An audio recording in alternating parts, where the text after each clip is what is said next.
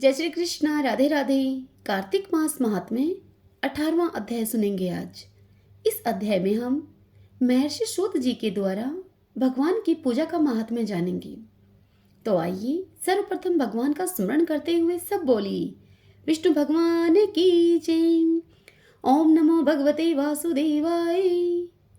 पिछले अध्याय में हमने गृहस्थ आश्रम की महिमा सुनी थी। अब आज उससे आगे की कथा सुनेंगे। देव ऋषि नारद की बात को सुनकर राजा पृथु ने हाथ जोड़कर विनय पूर्वक उनसे कहा कि हे महर्षि, अब भगवान की पूजा का महात्म्य बतलाइए आप। तब नारद जी उनसे बोले कि हे राजन, भगवान की पूजा किसी भी भाव से की जाए वह सदा फलदायी होती है।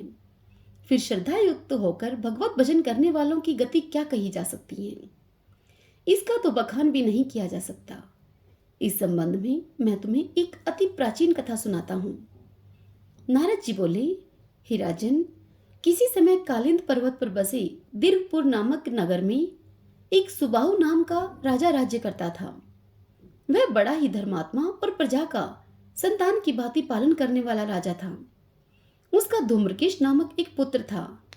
राजा सुबाहु जितना धर्मचारी था, उसका पुत्र उतना ही दुष्ट एवं दुराचारी था। वह परस्त्रीगामी, चोर, जुआरी और मदिरापान करने वाला था। उसे राजा ने बहुत समझाया जिससे कि वह अच्छे रास्ते पर चल सके, परंतु उसके पुत्र ने राजा की एक भी बात न मानी। एक दिन तो उसने शिष्टाचार की सभी सीमाएं लांघते हुए राजा की छोटी रानी अपनी विमाता पर ही कुदृष्टि डाल दी। जब राजा को इस बात का पता चला कि उसका पुत्र इतना कामांध हो गया है कि वह रिश्तों की मर्यादा को भी भंग करने पर तुला हुआ है, तो राजा क्रोधित होकर उसे देश निकाला दे देते हैं। अब राजकुमार जंगलों में रहता और भक्ष्य अभक्ष्य सभी का सेवन करता, मदिरा पीता, चोरी चकारी करके जो भी धन वह प्राप्त करता उसे वैश्याओं पर खर्च कर देता। इसी प्रकार अनेक वर्ष उसके बीत गए।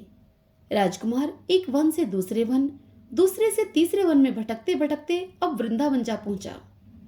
वृंदावन में धूम्रकेश ने सत्यव्रत नामक एक परम विष्णु भक्त को देखा, जो कि अपना घर बार छोड़कर कार्तिक मास में वृंदावन में रहकर भगवान का पूजन करता था और केवल कंदमूल फल ही खाता था।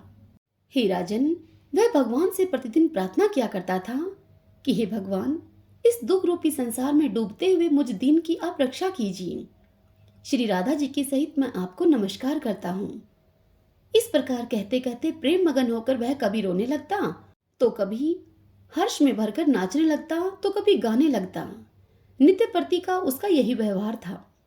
संयोगवश दैव योग से एक दिन धूम्रकेश ने भी उस परम भक्त की यह क्रियाएं देख ली और रात्रि में वह धूम्रकेश एक वैश्या के घर में आकर उसने मिट्टी की एक मूर्ति के समक्ष वैसे ही प्रार्थना और दूसरी क्रियाएं, नाचना गाना आदि सब किया और यह सब करने के पश्चात वह सो गया। दैव योग से तभी राजा के दूत भी वहां पर आ गए और उनके हाथों धूम्रकेश मारा गया। तत्पश्चात यमदूत वहां पर आए और उसे महापापी जानकर घसीटते और मारते हुए यमलोक में लेकर चले गए। उसे देखते ही यमराज सिंहासन से उठ खड़े हुए और उन्होंने उसे पाद अर्घ्य आदि प्रदान किया। तत्पश्चात अपने दूतों को फटकारते हुए यमराज ने कहा कि हमारी आज्ञा के बाद भी तुम विष्णु भगत को यहाँ पर क्यों लेकर आए हो? इसने चाहे किसी भी भाव से क्यों न किया हो, मृत्यु से पूर्व इसने कार्तिक मास में और वह भी वृंदावन धाम में भगवान का पूजन किया है, अतः यह बैकुंठ का अधिकारी है। तद उपरांत यमराज धूम्रकेश से बोले कि हे धूम्रकेश, भगवान की कृपा अपार है। उनकी भक्ति 9 प्रकार से की जाती है। किसी एक भक्ति का सहारा लेकर पापी से पापी व्यक्ति भी तर जाता है। जिस प्रकार कथा श्रवण से राजा परीक्षित तरे, कीर्तन से सुखदेव जी, स्मरण से प्रहलाद, पाद सेवा से लक्ष्मी जी, पूजा से पृथु, वंदना से अंकुर, सत्संग से सुग्रीव, मित्र भाव से अर्जुन, दान से राजा बलि आदि परम पद को प्राप्त हुए हैं, उसी प्रकार तुमने भी चाहे जिस भाव से भी भगवान की पूजा की, तुम अब स्वर्ग के अधिकारी हो। अपने कर्म के अनुसार पहले तो तुम नरक के अधिकारी थी, किंतु कार्तिक मास में की गई भगवान की पूजा कभी व्यर्थ नहीं जाती। जहां पर भगवान शालिग्राम हैं, वहीं पर गंडकी नदी और अन्य मान्य तीर्थ हैं। हे राजन, धूम्रकेश को शास्त्रों का तनिक भी ज्ञान नहीं था, अतः उसने करबद्ध होकर यमराज से पूछा कि हे स्वामी, भगवान सब नदियों को छोड़कर गंडकी को कैसे प्राप्त हुए? कृपा करके यह वृतांत आप मुझसे कहिए। यहाँ तक कि कथा को सुनकर महाराज पृथु ने भी नारद जी से यही प्रश्न किया। तब नारद जी उनसे बोले कि हे राजा पृथु, किसी समय वेदशिरा नामक ऋषि सर्व लोगों के हित की कामना से गंगा जी के तट पर तपस्या कर रहे थे। उनके इस घोर तप से भयभीत होकर इंद्र ने मंजू घोषा नाम की अप्सरा को उनकी तपस्या भंग करने के उद्देश्य से उनके पास भेजा।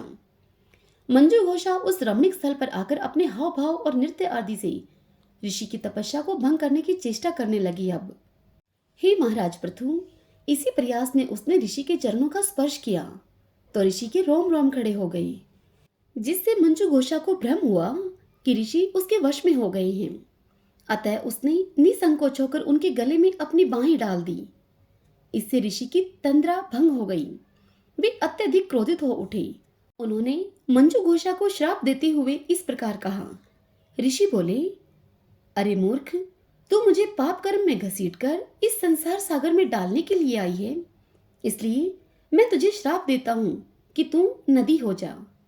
ऋषि के इस श्राप को सुनकर मंजू घोषा अब रोने बिलखने लगी और बोली कि हे मुनि, मैं श्राप के योग्य नहीं हूं, आप मुझे क्षमा करें।